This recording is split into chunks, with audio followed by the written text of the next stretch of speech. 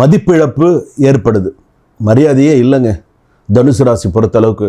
என்னதான் குரு ஆதிக்கம், என்னதான் நிறைய நல்ல விஷயங்கள் இருந்தாலும் சில இடத்துல மரியாதையே இல்லை. மன உளைச்சல் அதிகமாக இருக்குது. உங்கள் மேலே நம்பிக்கை குறைஞ்சி போச்சு சில பேருக்கு. எதிர்பாராத திருப்பங்கள், பயங்கரமான குழப்பம், உறவுகளில் மோதல்கள், சண்டை, சட்டையை கழுத்தை பிடிக்காத ஒன்று தான் குறை, அந்தளவுக்கு இருக்குது.